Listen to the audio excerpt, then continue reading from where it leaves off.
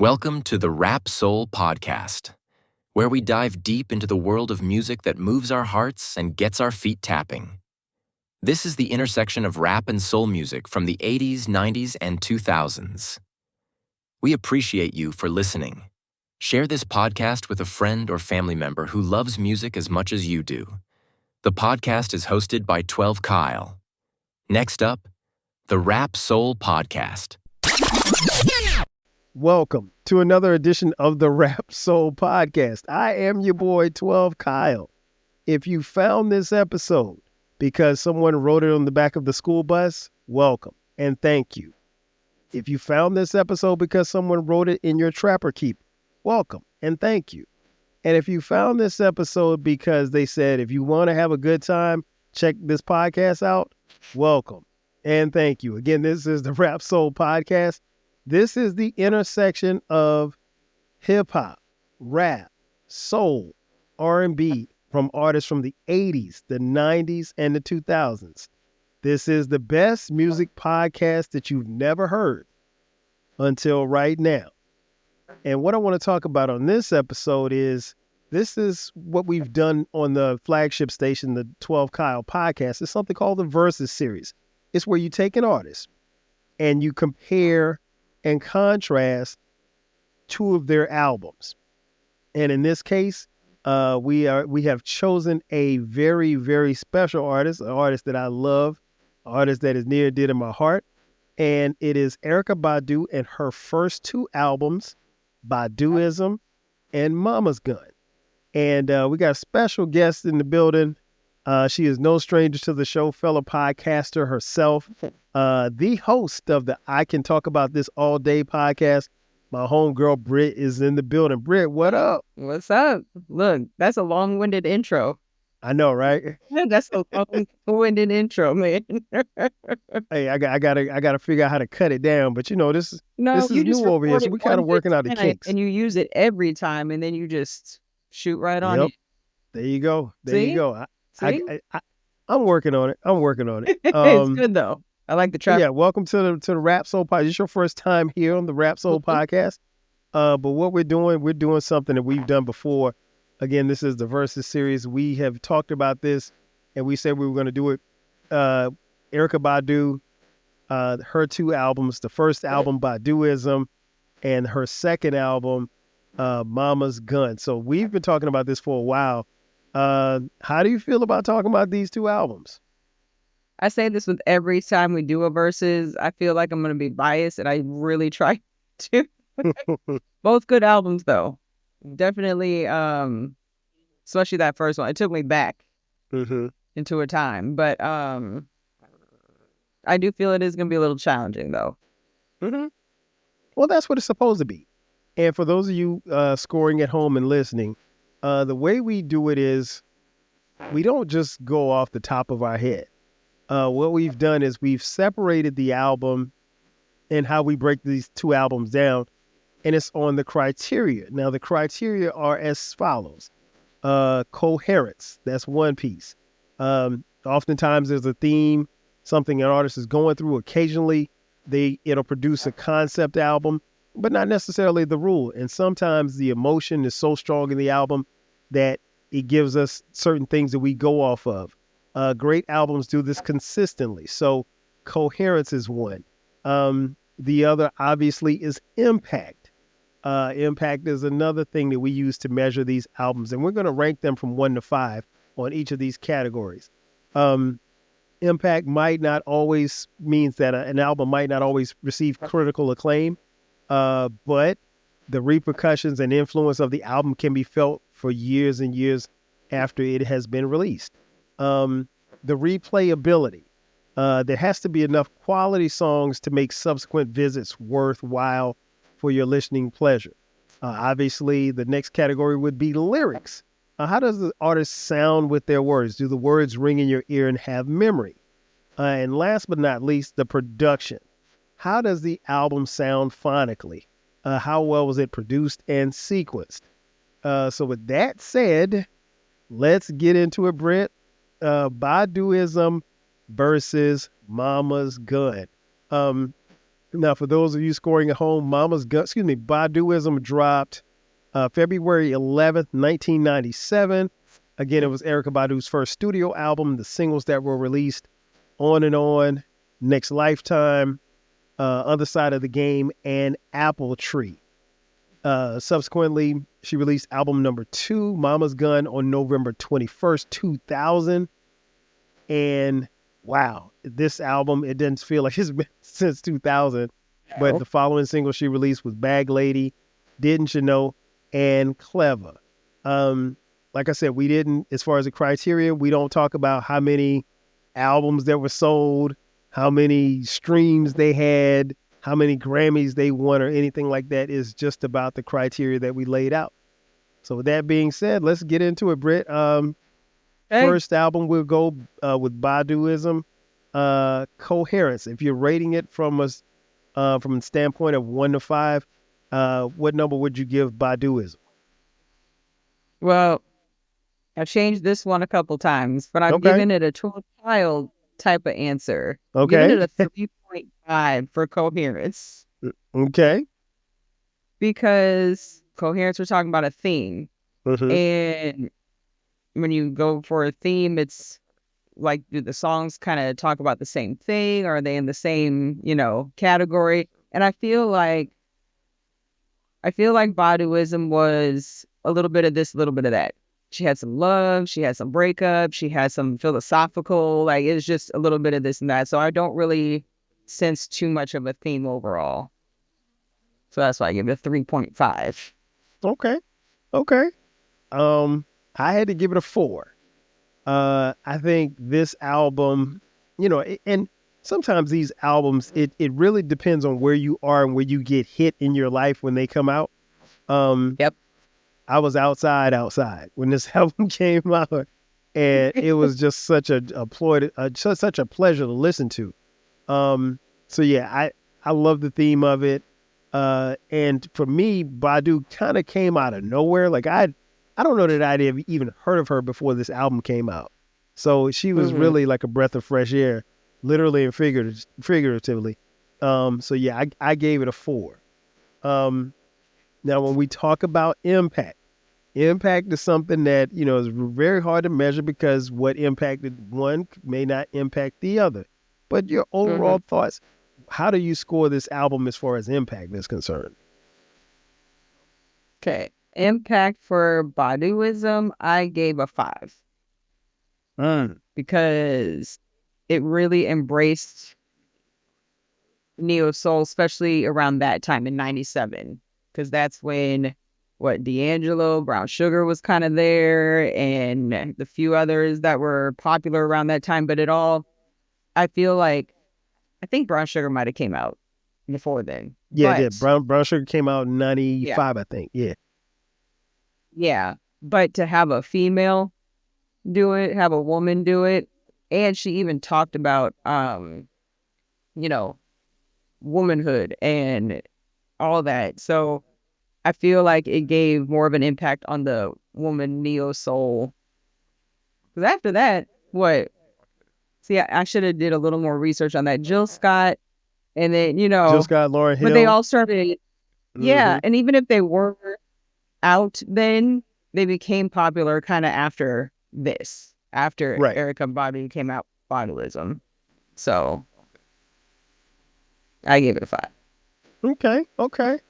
I gotta agree with you. The impact, I think, has been felt for a while. Like you said, she was somebody who it was just different. Like, it was so far removed from what we were hearing in R&B at that particular time, and I just loved it. Like, it made you want to listen even more. Like, I found myself, and I know when we started talking about reviewing this album, I found myself just going back to certain tracks, letting it play, running it back, letting it play and running it back again. And actually for both albums, I really had forgotten how much I loved both of these albums.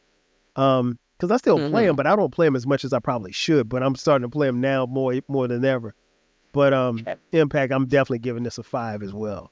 And I think that's big because I think in the Versus series that we've done so far, I don't know too many albums that we rated got 5 for Impact. So I'd have to go back and check, but I don't think many. Yeah.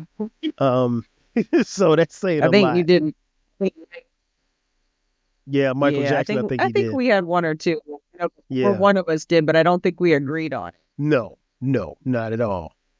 Replayability. How are you scoring this album? A 5. Mm. I mean, I feel like that's a really quick, easy answer because by your definition of replayability, it's enough quality songs, and that's usually from your personal experience, 6 or more great songs.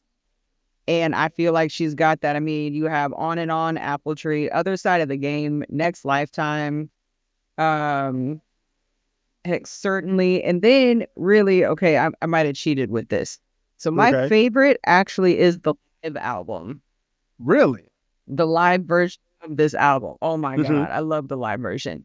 That's where she did Tyrone. This was Tyrone era. So, you know, but no, she's got plenty that you can classify that as a really good album to replay.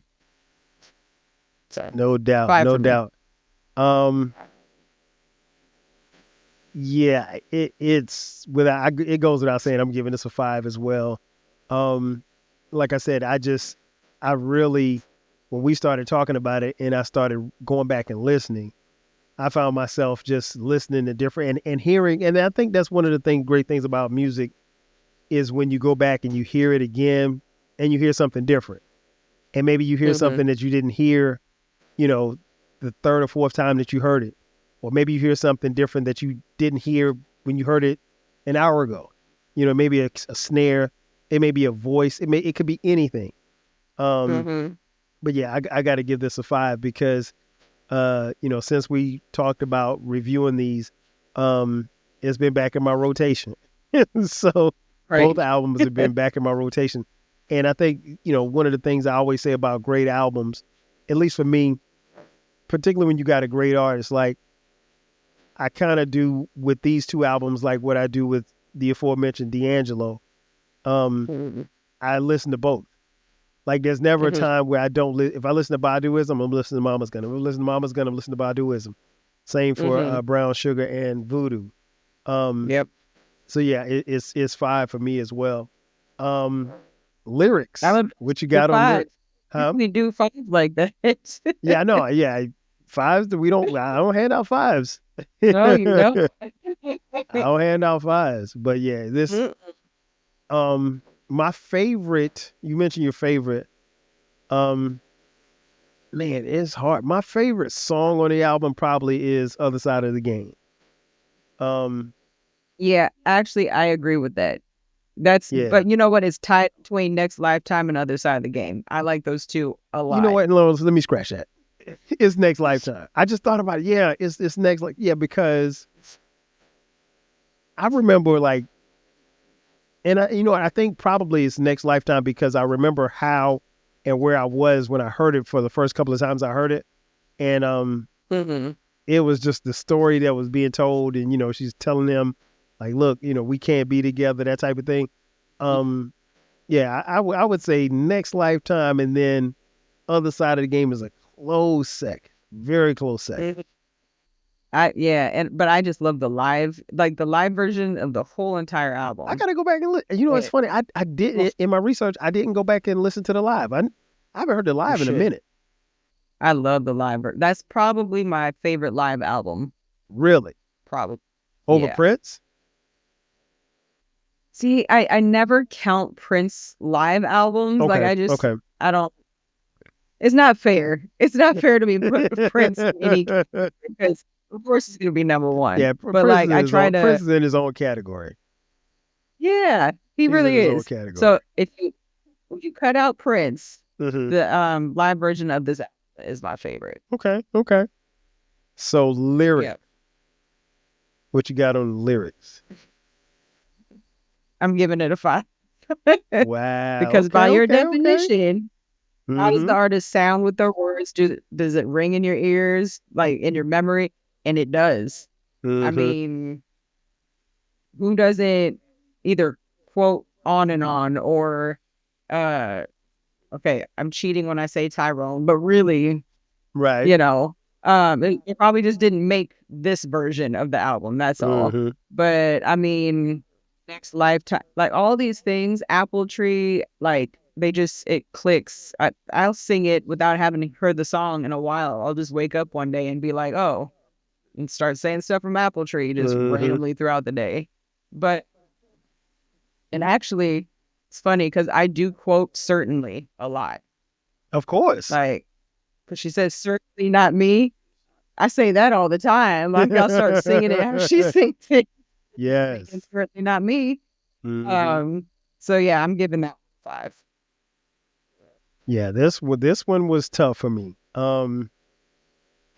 Lyrics I got it at 4.5. So close.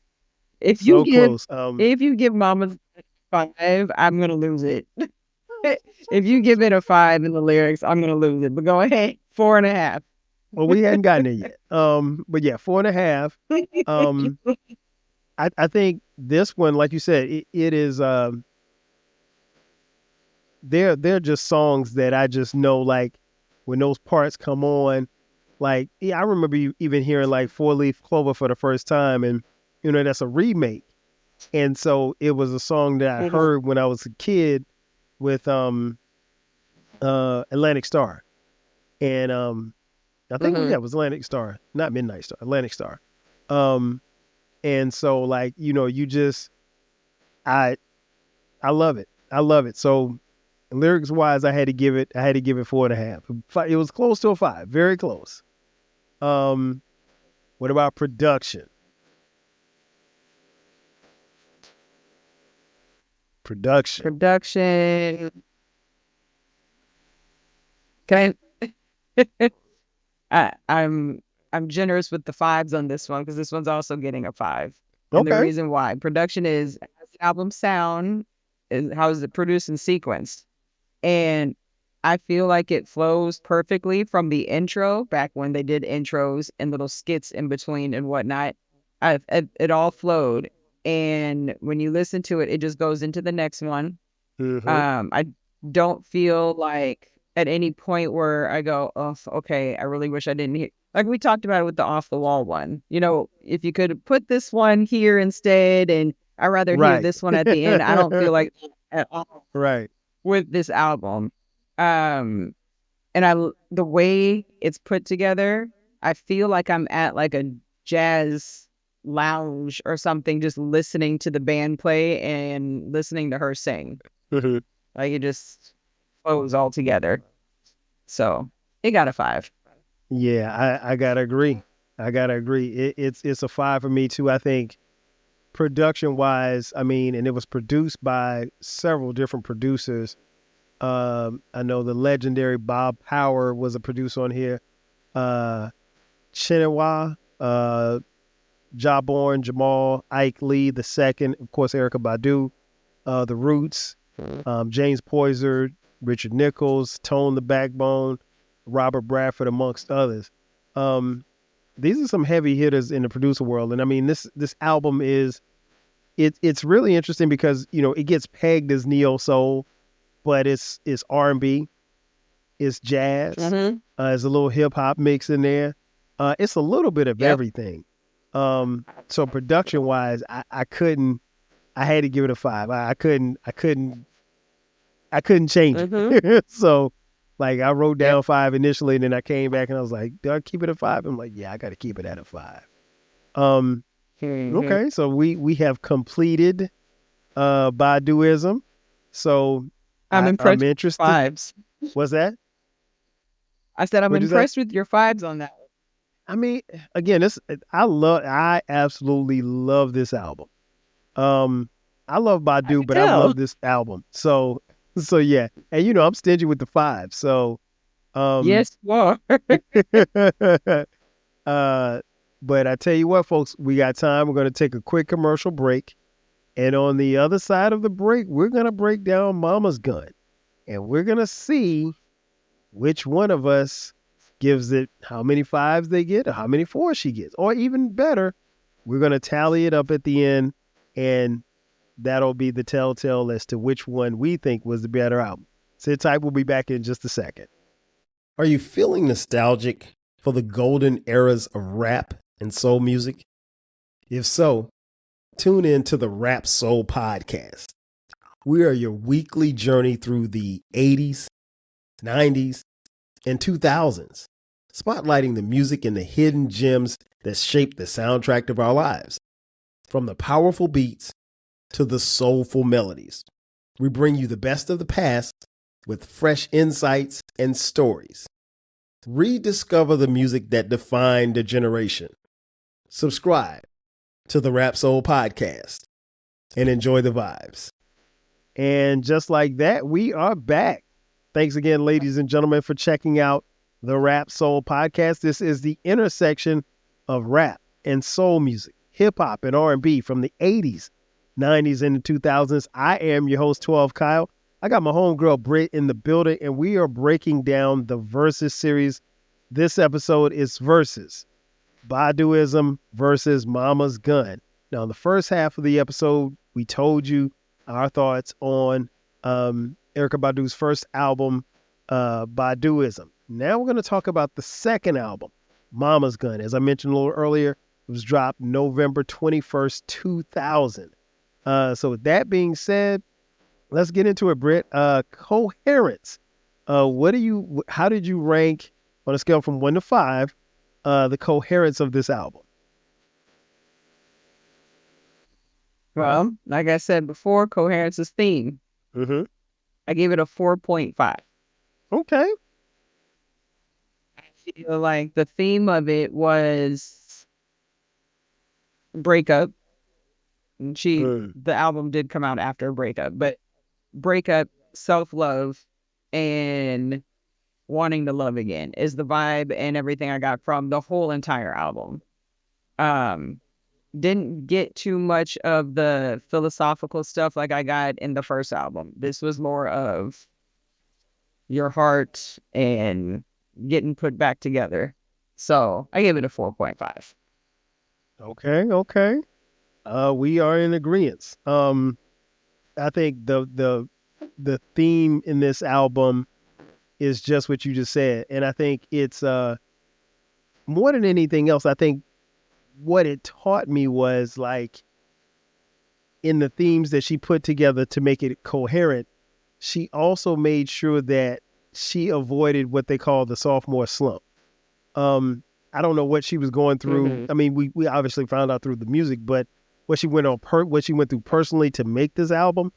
But whatever it was, it came out in a sense of, some phenomenal music. Again, I mentioned a little earlier, and it's worth repeating. I love this album, and I was really impressed with how well it was put together. Because I'll be honest, when you drop an album like, Baduizm, the first thing people are going to say is, "Can you do it again?" So for her to do it again and do it as well as she did it, I thought was very impressive. Impact. Yep. I am interested to hear how you rank this album as far as impact. I gave it a 3. Okay, wow, the first 3 of the night. Yeah. I mean, I gave Baduizm a 3.5 for coherence, but I give Impact a 3 only because I feel like I never really heard, I'm going to say never, I didn't really hear too many people talk about this album. Not that it was bad, it's just, like you said, it's a sophomore album. It's not really up there with Baduizm, but it's pretty close. It's just, she didn't have as many songs that really, what did she have? 3 singles on that one, I think. And I think it also, the fact that she had back then with Baduizm, it was, she had the live album. Then we had like MTV doing like the unplugged and everything. So that had more push than what this album did.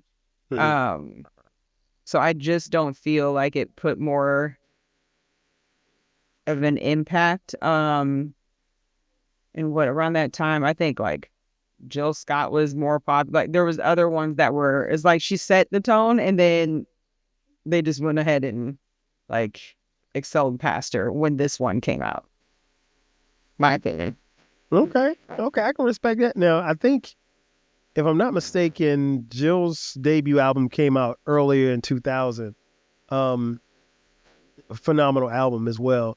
I did a review on that on the flagship 12 Kyle podcast. Check that out if you haven't done so already. I gotta disagree, respectfully. I mentioned a little earlier that I was outside when Baduizm came out. Man, I was way outside by the time Mama's Gun came out. Britt, this almost everybody that I knew was like, we were constantly playing this album.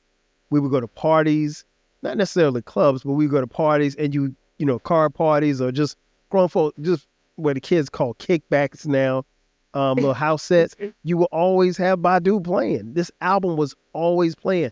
And the thing that I remember about this album is like, I had some friends from college, young women friends, and this is all they played.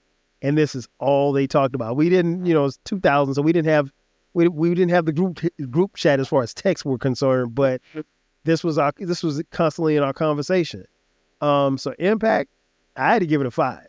There's not anybody that I know that didn't talk about this album, that wasn't playing this album. Even all the thugs that I knew, they were playing this album.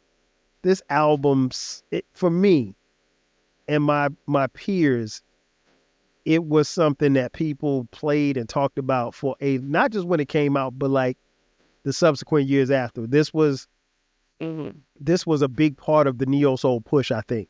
And I mean, while she already had a foot in the game with Baduizm, I think this was the proverbial cherry on top. So I had to give it a 5. And like you said before, it depends on where you were when these came out and what was going on, all that. So two different groups, if you will. Yeah, exactly. I was freshman year of high school when this right. So, yeah, so November I wasn't 2000. Outside. Yeah, we got married in September. So I had to outside. We outside. We grown now. You know what I'm saying? We got a kid and we getting married. Yeah. Replayability. What do you have for the replayability of this album? Let me double check my answer. Hold on. Okay. Check your answer. Gotta check your answer. Yeah, I'd give it a 4. Okay. 4. Just because I feel like I'm kind of on the border as far as saying 6 great songs. I'm not saying there aren't 6 great, but I think maybe one more. Where I say great, where I'm using the word great. Okay. Right. Because it is a good album. Just I can get more into my answer when we get to production. Okay. Yeah. Okay. For me, replayability is a 5. Of course it is. This album, and I'm playing it from front to now. There's one song I'm skipping, and I'll talk about that in just a second. It's not a perfect album, but it is right there. I mean, like replayability. If I gave Baduizm a 5, this had to get a 5 too, because like I said, I play them together. This is an album, like I said, even some almost 24 years later, like I still don't, I never get tired of playing it. Like, and it still hits in different ways.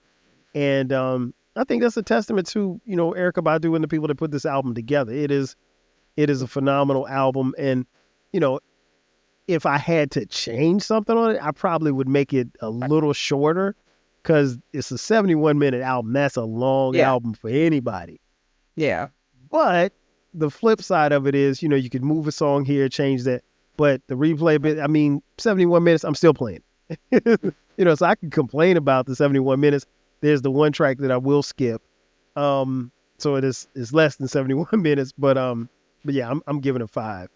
Okay. Lyrics. Lyrics. Talk to me about lyrics.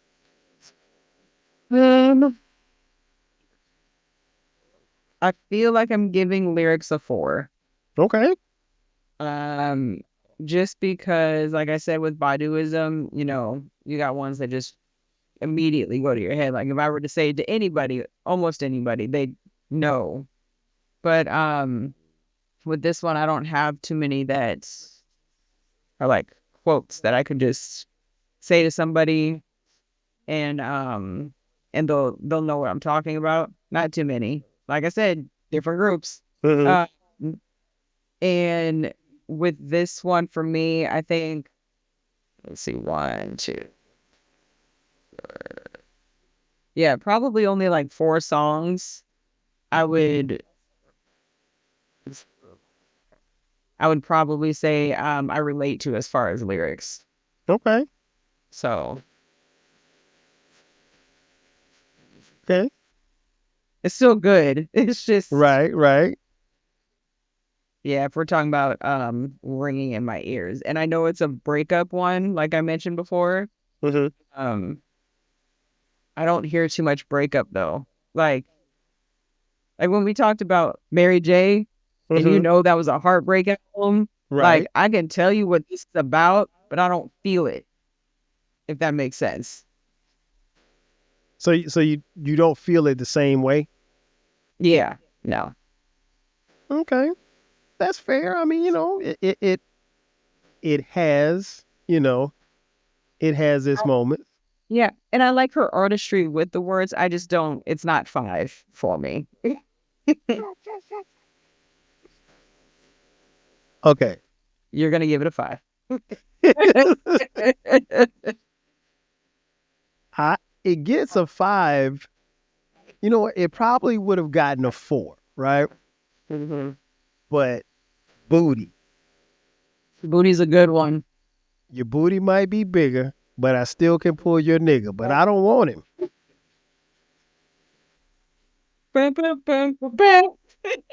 I do Brick, love come like in on that now. every time she says something, it's almost like a drum roll. It's like Yes. I love it. I love it. I love it. She said, the whole encyclopedia. That's how she pronounced it. Implegia, Yeah. but your nigga thinks I'm deeper. But I don't want him. Yeah. Man, listen. That song right there, and I love how Booty, if you're not paying attention, particularly if you're being introduced to this album, if you're not paying attention, Booty runs so smoothly into the next track, Kiss Me on My Neck, which is one of my Yep. favorites. Mm-hmm. Because I remember the first time I was listening to it, I was like, wait a minute. I had to go look at the CD because I didn't realize that Mm-hmm. it had switched songs. But Yeah. yeah, Yeah. Well, we can get into that on the next part, but yeah. yeah. So I gotta give it a 5. I gotta give it a 5. It gets a Okay. 5 just off Booty.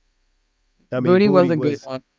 yeah. It's It's still, definitely top tracks. and I Booty was is a like, it was where it got me was that, you know, she's singing about love, she's singing about breakups, and then it just she's on her shit talking. Like I mm-hmm. like that, and you don't, from the outside perspective, you don't expect that because that's not the theme of that's not the theme of the album, and it No. really kind of, her lyrics kind of come out of nowhere. So I love that part Mm-hmm. of it.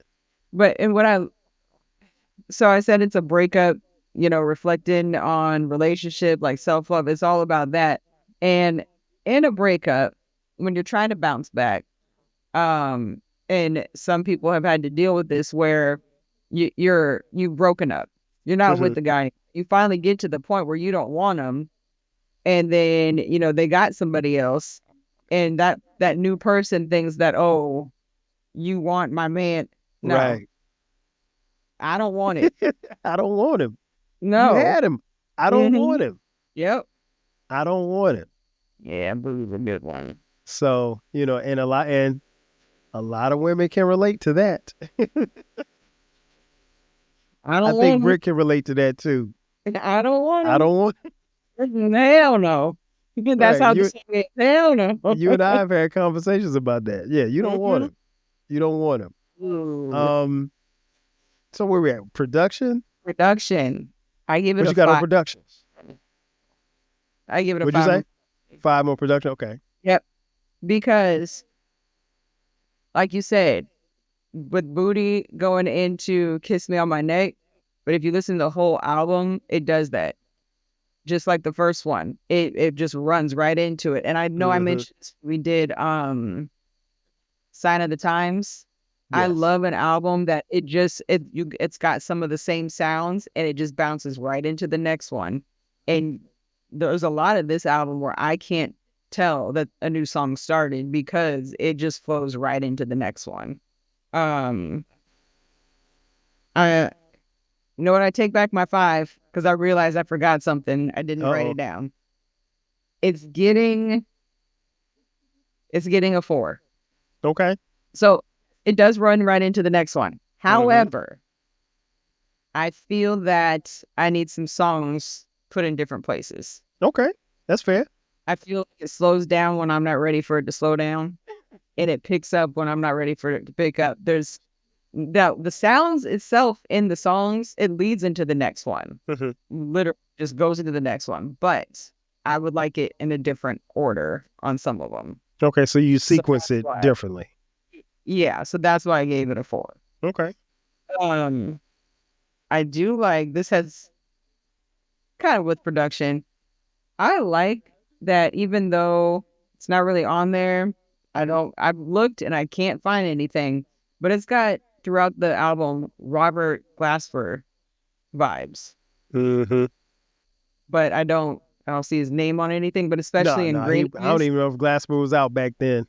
Yeah. So, and I was like, let me double check, but I didn't see anything. And I know they've done work later on, but Mm-hmm. in Green Eyes especially, it's definitely got that vibe to it. And I like Robert Glasper a lot. So yeah, I just had to put that out there. But yeah. So production got a 4. Yeah, I think James Poyser, who works with the Roots, he's all over this album production wise. So I think, and he and Glasper are pretty tight musically and everything. So I think that's probably where you kind of hear some similarities there. Mhm. Um, See, I but knew yeah, something. I mean, like, yeah, this album is solid production wise. There are many parts of this album that sound like a jam session. Like Mhm. it, The first yeah. I mean, like that it's one it. gave me Lenny Kravitz. Okay, okay. And see, Penitentiary. I was on the other side. Like I like Voodoo, and I had to look and see like when Voodoo was made because I know Questlove worked on this album with Badu as well as Voodoo with D'Angelo, and a lot of their studio sessions were overlapping. They both I think recorded in Electric Lady Studio in New York City. That's Jimi Hendrix's famous studio. With all that being said, it's getting a 5. For, Yeah, so this is we know which one you giving the reward to. yeah. Well, here's the thing. It is close for me. But I did mention earlier that there's a song on here that I just track 11, "In Love with You" is Stephen Marley. I don't like it. I try to like it. I don't like it. It's yeah. I mean, I like it, but it's not one of my favorites. It's almost like they had to do 14 songs. Just throw Mm-hmm. this one in there because we need to do Right. because the Right. album could have done without that. And that's one of the ones where I'm like, that needs to be somewhere else. Mm-hmm. And the more and more I think about it, like I agree. But the thing is, like, I don't even know where I would put it. Like like you said, it's toward the back end of this track 11 of 14 tracks. I don't necessarily know if I want it in the front of the album. Yeah. It don't feel good at the end of the album. I would have just taken it off altogether. I will say this much. Penitentiary Philosophy, the way that album starts, Oh that yeah. song in particular is so phenomenal. Just listening to it over and over again, I forgot how much I love that song in particular. I think it kicks off the album brilliantly. I'm a little biased. My favorite track on the album is "Didn't You Know," produced by the legendary Jay Dilla. I love that song. That is my favorite song on this album. But Clever, Orange Moon, Green Eyes. I mean, other than I'm in love with you, Yeah. I like I can't touch Bag it. Lady is one of my Yes. favorites. Mm-hmm. And I liked Bag Lady a long time ago, but after going through some things and realizing what it really is about, Mm-hmm. it's relatable. Yes. So Bag Lady is one of my favorites. Kiss Me on My Neck is definitely one of my favorites. And yeah, probably Didn't You Know? But I do like how And On is a really good part two to On and On. It's a Liz, really good it really follow is. up. So that album's definitely got some good ones on there. Okay. Well, it is time for us to get to our totals. Now, what did you give Mama's Gun for production? You gave it a 4, right? Yeah, I gave it a 4. Okay. So let's see. And you can say something while I'm tallying this up. Just give your overall thoughts on both albums. Let's see. I mean, I feel like also I was a little biased with mine because Baduizm, like I said, 2000 for Mama's Gun, I was freshman year of high school. So Baduizm came out, I was in middle school. And my parents listened to Baduizm Okay. all the time. And I mean, we were in LA, so LA traffic, you got hours in traffic and Right. albums that they like to play. And so I had the exposure for that one a lot. So I think that just probably leaned me more towards Baduizm with the fives. Because like we said before, different groups, different spaces when it came out. And I mean, my parents and I actually like a lot of the same music. Okay. So that kind of pushed me more towards that. High school, it was something else. Oh, no doubt. Like you said, you were younger then. Yeah, I think both albums are phenomenal. Like I said, I never get tired of listening to them. Never get tired of listening to either one. Let me see. Is there a track on Baduizm that I could do without? Not really. Baduizm just kind of flows. It's not really. Well, Yeah, it's not really any tracks I would take off. I like Certainly. Yeah, The Flipped It at the end. And yeah, Orange Moon, AD 2000. Booty and On is yeah, that's wee. Yes. So good. Yeah, I don't it ain't much. Like I said, for this album, it is for both of these albums for me personally, it's like splitting hairs. I mean, like it is tough to say which one is better than the other. Based on the tally that I have here, I already know. you got Baduizm over Mama's Gun slightly, and I have Mama's Gun slightly over Baduizm, which I wasn't, when we come into these, I never know which way they're gonna go. I thought it'd probably be, I didn't know what it was gonna be. I'll be honest. When we did Michael and we did Prince, I kind of could tell, but Yeah. but yeah, that's these two albums right here are cold. For those of you listening, if you haven't done so, when you're finished listening to this episode, please do yourself a favor. Please, ma'am, please, sir, go listen to these albums. These albums, play them back to back. Yeah, play them back to back. Second They one. are phenomenal. Yeah, you could say that we're wrong, but I doubt it. Not likely. Yeah, it's not likely. It's not likely. Is that? And so far in our versus categories, we've the episodes that we've done, There's always been great feedback, but I don't necessarily know that anybody has ever come back and said, well, nah, I don't think she was right on it. We've been pretty solid in our picks and been able to, back up what it is we've been saying. Before we get out of here, Britt, tell folks where they can find you, where they can find the podcast and catch you on social media. Well, if you disagree or agree, you can find me on Twitter. Pretty 18, BRITTY 18. Podcast is available wherever you listen to podcasts, and it is I Can Talk About This All Day with Britt Renee. And when does it come out? Every Friday. Yeah, you gotta tell them that. Every Friday. You know it. That text message. Right. Yeah, because I was like, where the podcast at? I'm thinking Friday morning. I need a podcast. It was just delayed, but I've never missed one. Hey, well, that's good. That's all that matters. That's all that matters. 4 hours later than usual.